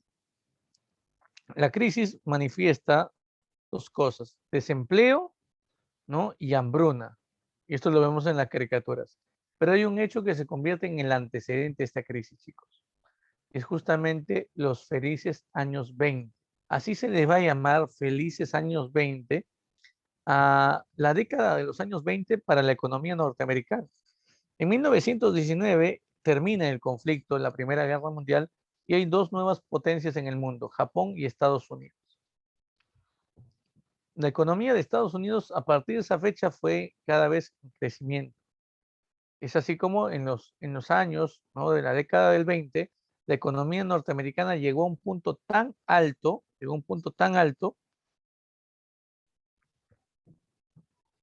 que las personas podían fácilmente adquirir, por ejemplo, electrodomésticos, automóviles, ¿no? Los bancos terminaron otorgando línea de crédito con mucha facilidad, te prestaban dinero, ¿no? Y bueno, el negocio de las acciones entró en una etapa también de apogeo. Claro, y los bancos facilitaban la línea de crédito, sobre todo a aquellas personas que manifestaban que el préstamo que estaban recibiendo era para comprar acciones. El banco pues, se ponía a pensar, ¿no? Si la persona no me puede pagar, bueno, al final me quedo con las acciones, igual no voy a perder yo. Pero lo que se estaba creando, chicos, en realidad era una burbuja económica. Profe, ¿cómo que una burbuja económica?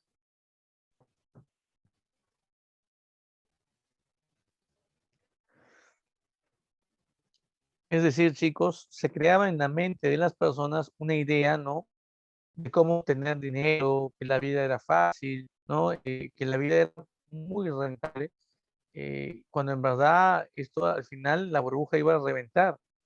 Llegó un momento en el cual, por ejemplo, hasta personas tan humildes, ¿no?, como personas que se dedicaban, por ejemplo, a lustrar botas en Estados Unidos, podían adquirir un crédito en el banco, ¿no? Eso hizo que muchos empresarios empiecen a desconfiar. Hay algo aquí malo, ¿no? Algo va a ocurrir. Y era cierto. Rockefeller, por ejemplo, un gran empresario de la época, decide retirar todo su dinero de los bancos, teniendo una crisis, y al final es uno de los empresarios que se terminan salvando de un colapso económico brutal, ¿no? ¿Qué pasó? El jueves 24 de octubre de 1929 se produce el llamado crack del 29, chicos. Este es el inicio de la crisis económica. ¿Qué pasó? Se produce la quiebra con la caída de la bolsa de valores más grande del mundo, la bolsa de valores de Nueva York. Esa bolsa de valores había desplazado a la bolsa de valores de Londres a partir de la década a partir del año 19 en adelante, y se había convertido en la bolsa de valores más grande del mundo, chicos. ¿Qué pasó con el valor de las acciones? Cayeron. El precio de las acciones cae. Las personas que eran dueñas de las acciones buscaban vender cualquier cantidad de acciones, pero no encontraban comprador porque muchas personas no se animaban a comprar las acciones al ver esta caída de la economía. Ahora, si a esto le sumamos, chicos, si a esto le sumamos la caída del gobierno del presidente Hoover, ujú, sí, porque recuerda, si las acciones han caído en la bolsa, eso significa que las empresas ujú, han quebrado. Si la empresa quiebra, esto trae consigo, chicos, mayor cantidad de desempleo, ujú, una mayor cantidad de personas, chicos, buscando trabajo. Las personas le echan la culpa, obviamente, al gobierno. Le echan la culpa de la crisis al gobierno. El gobierno recibe protestas, reclamos, marchas, críticas, y al final el gobierno de Hoover cae. Y el presidente que va a asumir en reemplazo, ¿no? El poder en reemplazo de Hoover es Roosevelt. Ya vamos a ir viendo, ¿no? qué pasa con el gobierno de Roosevelt. Ahora, yo te hago una pregunta. ¿La crisis solamente se quedó en Estados Unidos o se expandió, chicos? Esta crisis terminó expandiéndose. Varios países del mundo sufrieron la crisis. El país más afectado fue Alemania. Recuerden que la economía alemana estaba arruinada tras la Primera Guerra Mundial. Alemania estaba endeudada, tenía una deuda que no podía pagar y que la única forma de, se puede decir, reactivar su economía fue a través de la inversión, a través de los préstamos y las inversiones que Estados Unidos hacía.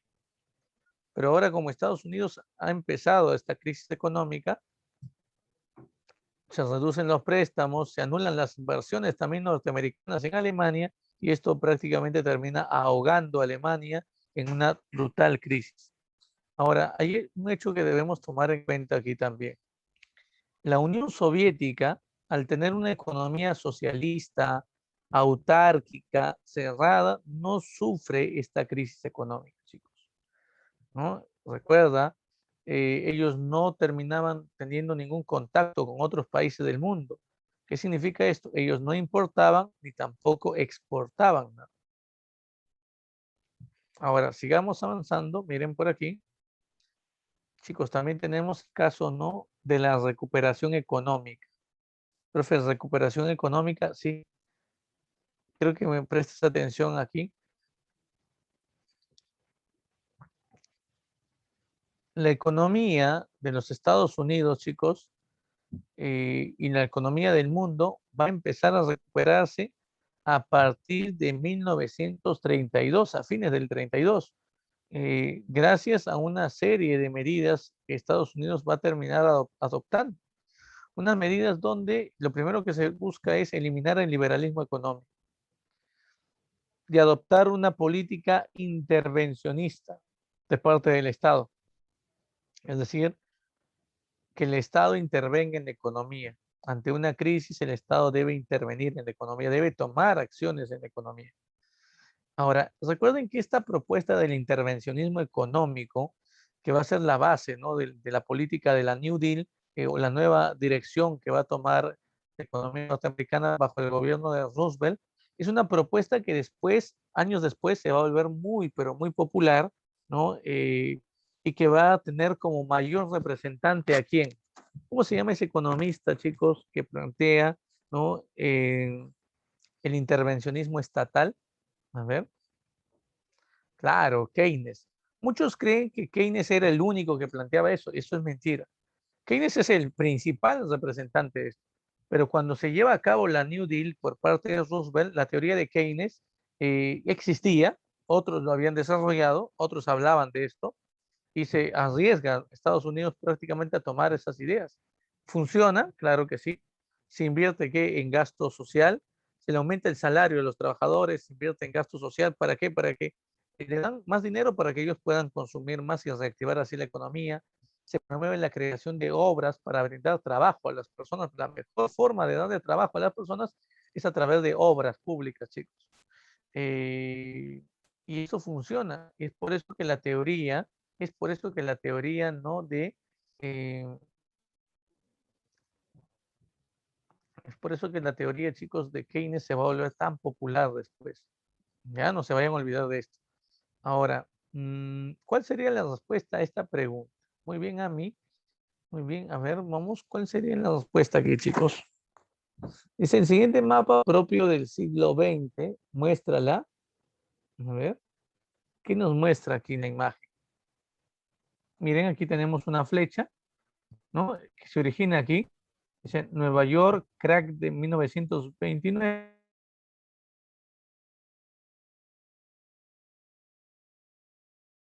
expandiéndose, ¿qué? Miren, nos muestran qué cosa. Son flechitas que van a toda América y hay flechitas que también viajan a Asia, ujú, se trasladan a Australia. ¿Qué nos muestra esto, chicos?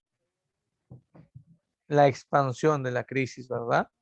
Claro, la expansión de la crisis. Ujú. Por lo tanto, la respuesta es la 3, ¿no? La difusión de la Gran Depresión no puede ser el desarrollo de la Segunda Guerra Mundial. Aquí no nos muestra enfrentamientos bélicos. Tampoco nos muestra, por ejemplo, ¿no? La expansión de la gripe española en Europa, no, tampoco. Ujú. 4 dicen la migración de jóvenes norteamericanos a Europa, tampoco, ¿no? No, tampoco. ¿Cuál es la respuesta entonces aquí, chicos? La 3, ¿no? Solamente la 3. Muy bien, ahí está Camila, muy bien, Urco. Está, muy bien. Ujú. Y bueno, recuerden que esta crisis trae consigo también sus propias consecuencias. Para América Latina, muchos gobiernos democráticos van a entrar, chicos, en crisis. No te vayas a olvidar de esto. Sí, y van a permitir la implantación de golpes de Estado militar y se van a formar dictaduras militares. En el Perú pasa eso, por ejemplo. Dime, ¿qué gobierno en ese entonces cae producto de un golpe de Estado, ¿no? Un gobierno debilitado, obviamente, por la crisis económica, genera muchas protestas sociales, los militares tienen que intervenir, dan un golpe de Estado para generar una estabilidad social. ¿De qué gobierno estoy hablando, chicos? ¿Qué gobierno en el Perú cae en ese tiempo? A ver, nada, ninguna idea por ahí. El gobierno de Leguía, chicos, el oncenio. Sánchez Cerro llega al poder, pues muy bien, Camila, claro, claro que sí, ujú, muy bien, está bien, claro, está bien, sí, muy bien, ujú. Ahora,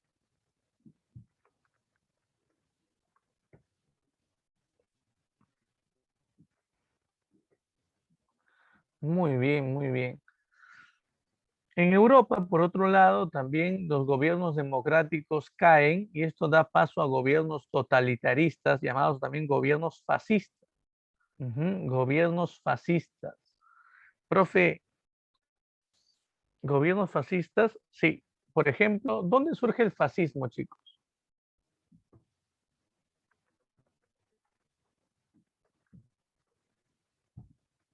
A ver, ¿dónde surge el fascismo? En Alemania,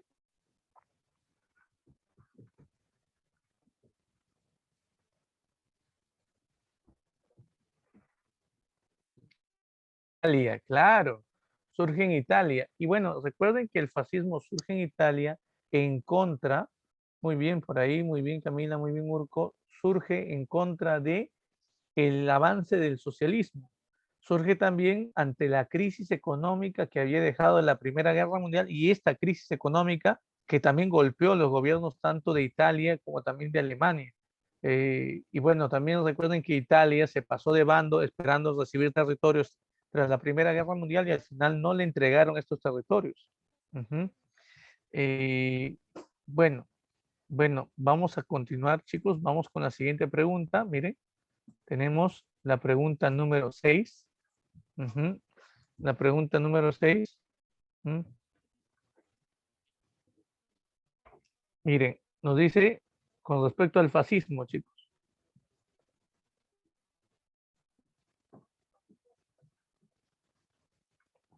Profe, una pregunta. ¿Qué características tiene el fascismo? El fascismo es un pensamiento, chicos, totalmente totalitario.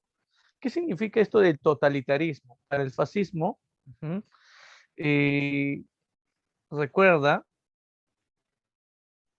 el Estado, chicos, viene teniendo el control de todo, eh, de todo el control del gobierno. Profe, ¿qué significa eso? Hay una frase que dice, por ejemplo, Mussolini en ese tiempo, y dice, todo el poder para el Estado. Ujú. Todo el poder para el Estado. Eh, no todo en el Estado, nada contra el Estado. Esa frase es un claro ejemplo del totalitarismo. Es decir, que el pueblo tiene que estar supeditado, ¿m? Supeditado, chicos, a lo que diga, por ejemplo, el gobierno. Ahora, recuerden que los gobiernos fascistas son un claro ejemplo de gobierno de tipo dictatorial. Profe, ¿qué significa esto de gobierno dictatorial? Significa que la libertad, los derechos, las libertades individuales, lo que tú llamas en cívica como garantías constitucionales, por ejemplo, eso no existe en un gobierno fascista. Aquí se va a vulnerar todos los derechos de la persona. Aquí prácticamente el pueblo tiene que obedecer al gobierno.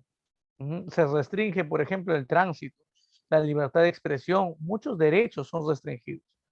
Entonces, recuerda, hay una subordinación de la libertad individual frente al Estado. Y tenemos también este otro punto, mira. El gobierno es antidemocrático, profe. Profe, una pregunta, ¿antidemocrático? Sí, recuerda esto. Se va a utilizar la represión, se va a utilizar fuertemente la represión eh, contra el pueblo, contra los movimientos sociales. Los gobiernos fascistas surgen bajo este sentido, chicos.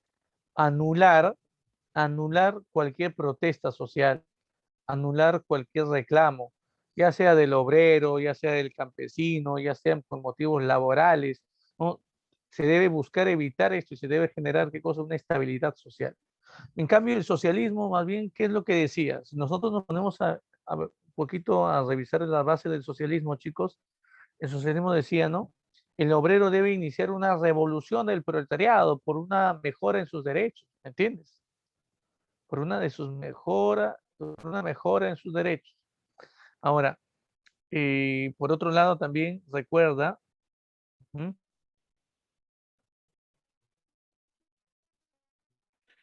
También es antisocialista. Profe, ¿qué significa que sea antisocialista? Chicos, esto significa ¿m? Que rechaza abiertamente la teoría de la lucha de clases. ¿M? Profe, la lucha de clases, sí. Marx decía, ¿no? Que el motor de la historia era la lucha de clases. A lo largo de la historia siempre ha habido lucha de contrarios. En el esclavismo, amo y esclavo, en el feudalismo, siervo, ¿no? Y señor feudal, y en el capitalismo, el obrero explotado por la burguesía. Eso es lo que decía Marx. La única solución a esta situación del obrero es que el obrero tome el control de los medios de producción, iniciando una revolución, lo que llamaba la revolución del proletariado. El fascismo dice no, no debe haber luchas, porque las luchas dentro de un Estado lo único que hace es debilitar a ese Estado. Mira lo que va a decir, por ejemplo, el gobierno nazi, el gobierno de Hitler. Obrero alemán, ¿por qué te sientes explotado por la burguesía alemana? El burgués alemán no es tu enemigo. Obrero alemán,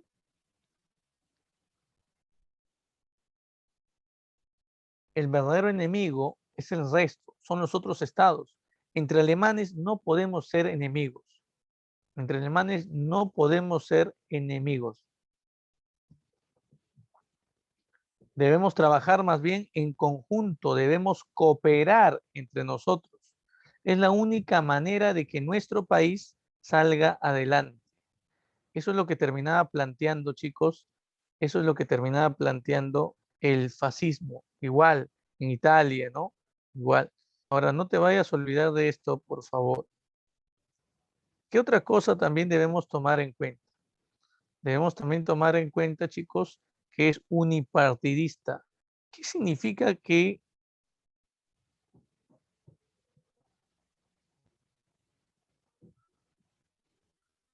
¿Qué significa esto de unipartidista? Que cuando, por ejemplo, se convocan a elecciones políticas, solo se presente un partido político, chicos. Por lo tanto, dirás, ¿no? ¿De qué sirven las elecciones políticas? Ujú. Si hay un solo partido, siempre va a ganar, obviamente. ¿Eso qué significa? ¿Que hay democracia o no?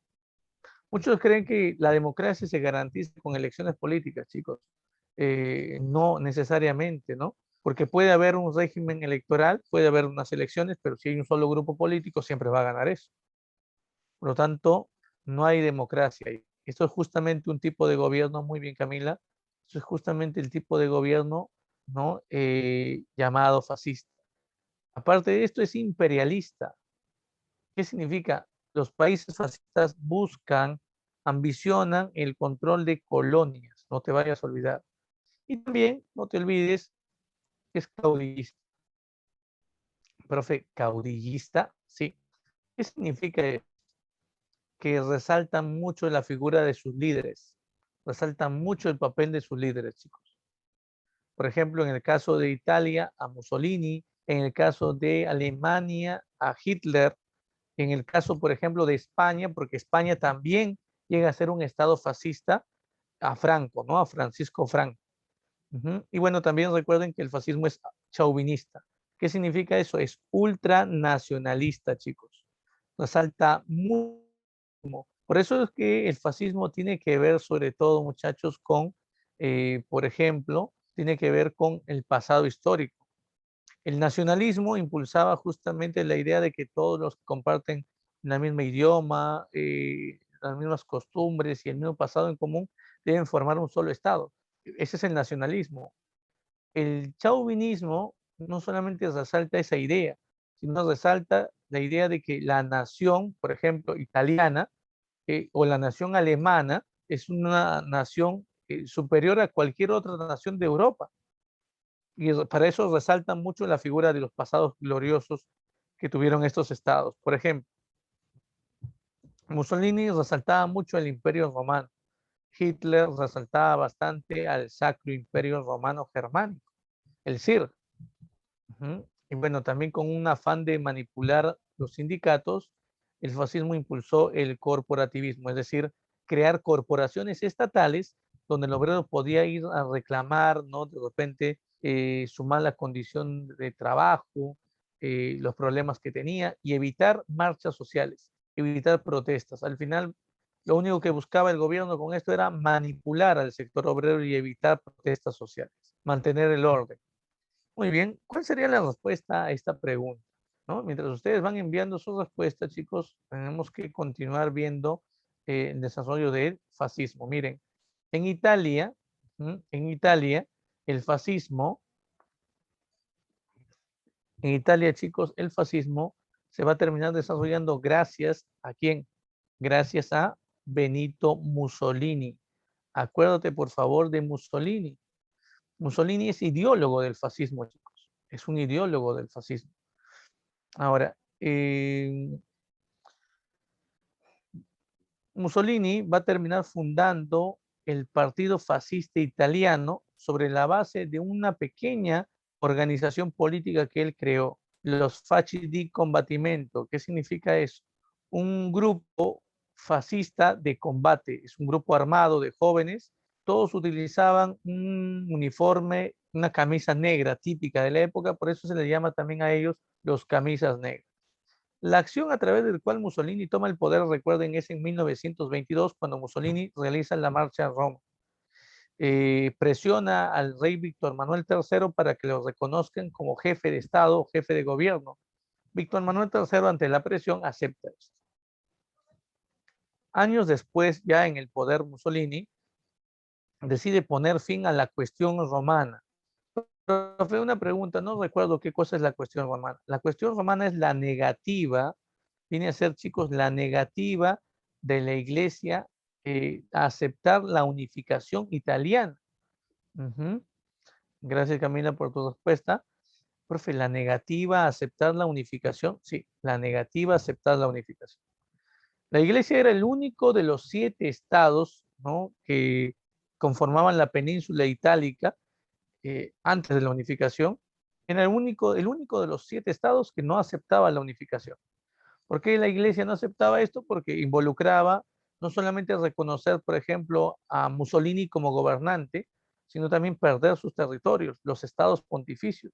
Mussolini, cansado de esta política del Papa, decide presionar a la iglesia y amenaza con desmantelar todas las bases religiosas en el país si la iglesia no reconoce la unificación italiana. Y por eso es que los miembros de la iglesia firman esto, el Tratado de Letrán. A través de este tratado, eh, la iglesia reconocía a Mussolini como máximo gobernante y Mussolini garantizaba una pequeña soberanía de la iglesia en un estado llamado Vaticano, que es una pequeña ciudad nada más. Y así es como nace el Vaticano. El resto de territorios que tenía la iglesia pasan a control del gobierno italiano, pero la iglesia mantiene la soberanía sobre esto, sobre el Vaticano. Así es. El Vaticano es considerado un estado independiente en Italia y es dirigido por el Papa, chicos. Ahora, si analizamos el nazismo, recuerden, en 1920 se fundó el partido nazi o también el Partido Nacional Obrero Socialista Alemán. Recuerden, ese es su nombre inicial. 3 años después, bajo el liderazgo de Adolfo Hitler, los nazis intentan dar un golpe de Estado. Lamentablemente esto fue un fracaso, eso se llamó el Punch de Múnich. Hitler termina siendo apresado y recuerda, una vez preso, durante sus años de prisión, Hitler termina escribiendo esta obra, Mein Kampf, o Mi lucha, obra que resume las ideas nazis en la época. Por ejemplo, la idea de la superioridad racial, la idea del pangermanismo, o sea, unir la raza alemana, la idea del antisemitismo, es decir, chicos, la idea de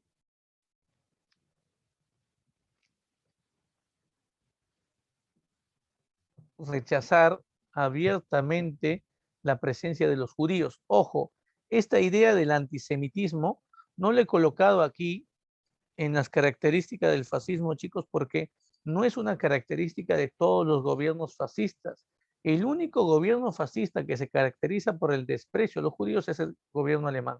Y esa es una diferencia con el fascismo, por ejemplo, claro, Camila, con el fascismo de Italia.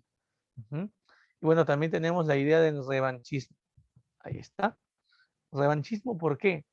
Hitler señalaba de que Alemania necesitaba una revancha. Perdimos en la Primera Guerra Mundial, necesitamos una revancha.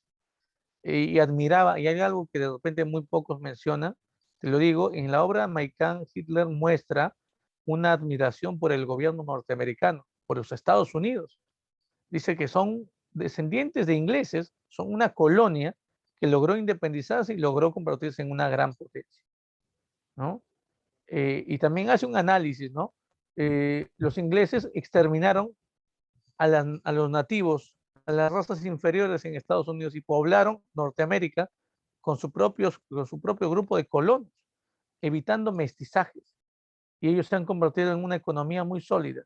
Es un claro ejemplo de que si la raza se mantiene pura y no se mezcla con razas inferiores, logran convertirse en un país líder. Alemania debe tomar eso. ¿Te das cuenta? El racismo, ¿no? Está presente dentro del discurso de Hitler. Claro que sí. Muy bien. En el año 33, años después, ¿no? Hitler ya salió de prisión. El presidente Hindenburg decide nombrar a Hitler como canciller.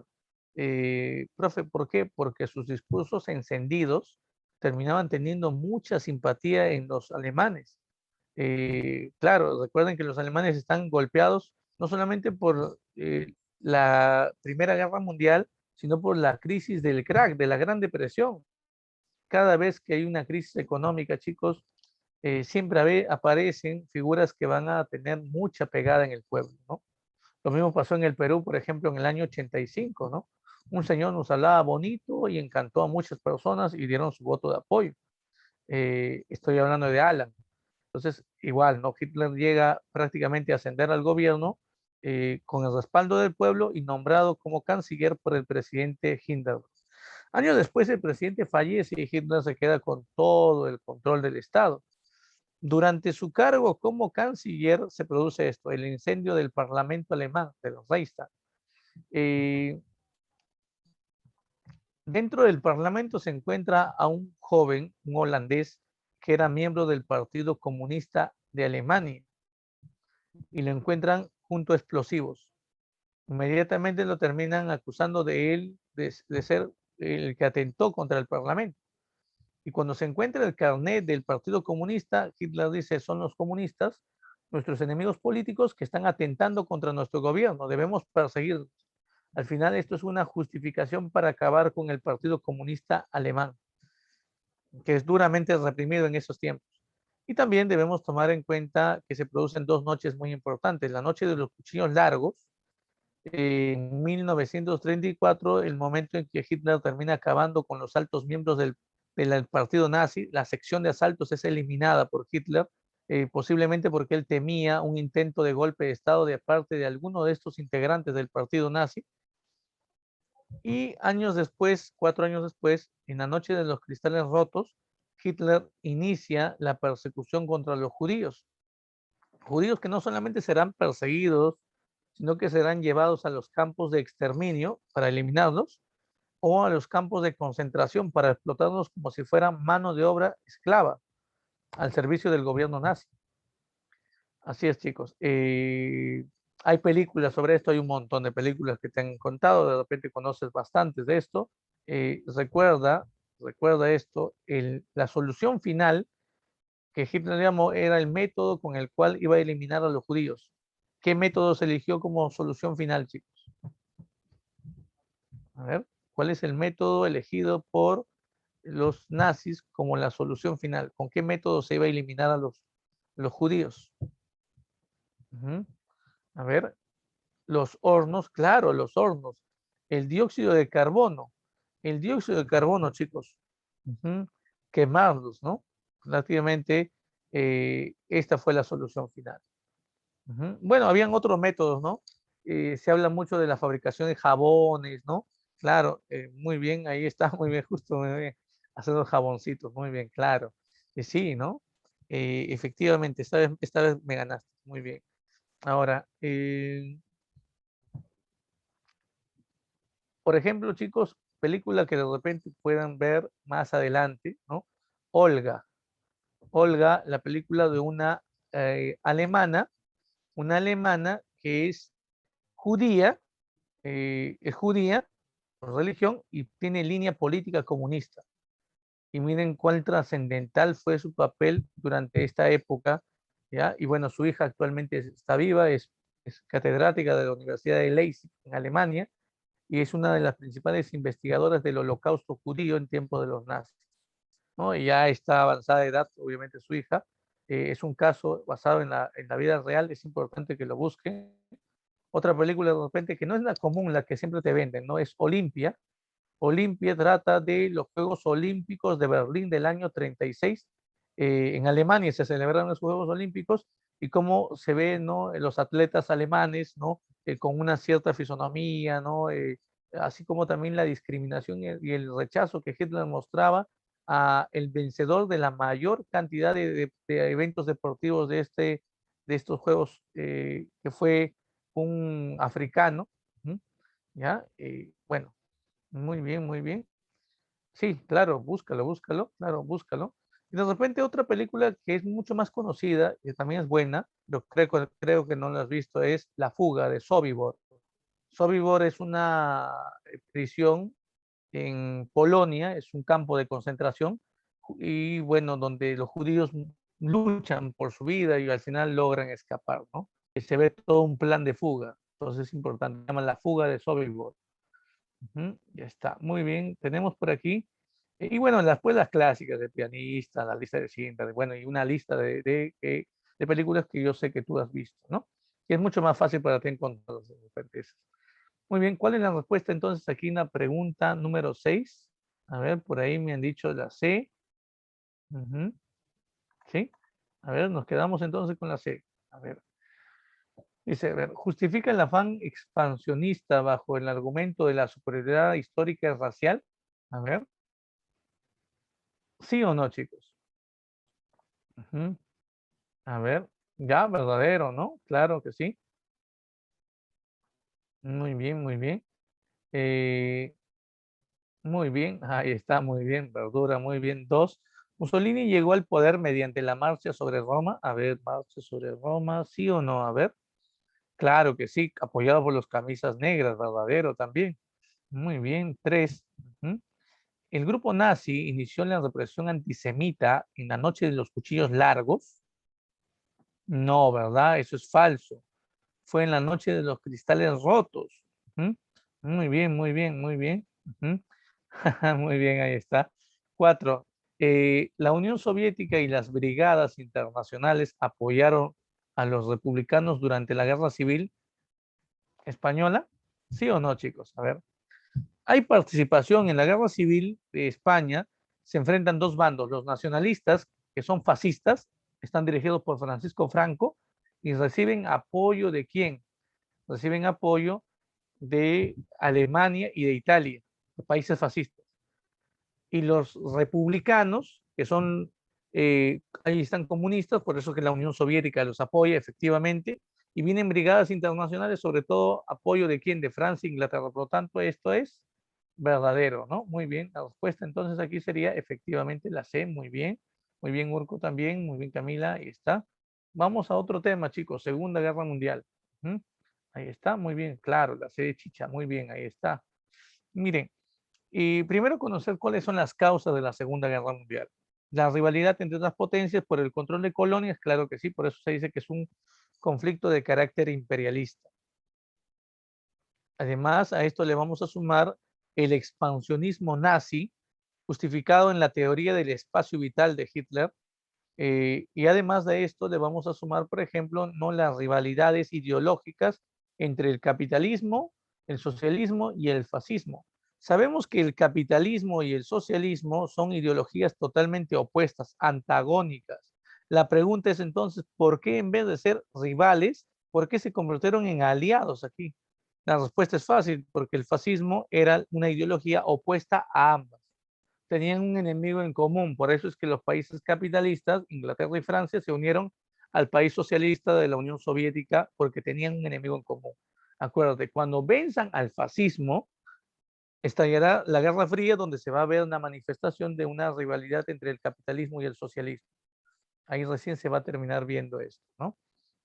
Pero la idea aquí de entender es, se unieron porque tenían un enemigo en común, que era el fascismo. Bueno, tenemos aquí la pregunta 8. Bueno, primero la pregunta 8, después la pregunta 7. Las dos vienen a estar ubicadas en la Segunda Guerra Mundial, pero por orden obviamente cronológico, la 8 vamos a hacerla primero.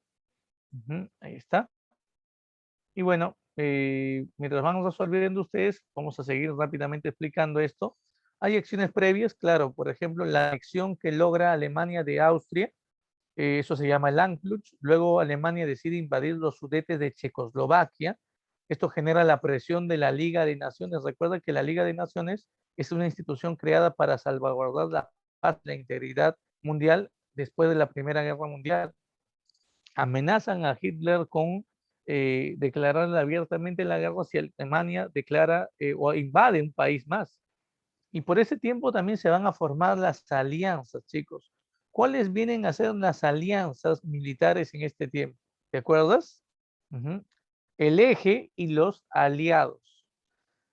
A pesar de que Alemania y la Unión Soviética eran estados totalmente opuestos, eran enemigos, se firmó un tratado de no agresión, un pacto de no agresión o el tratado Molotov-Ribbentrop entre ambos países.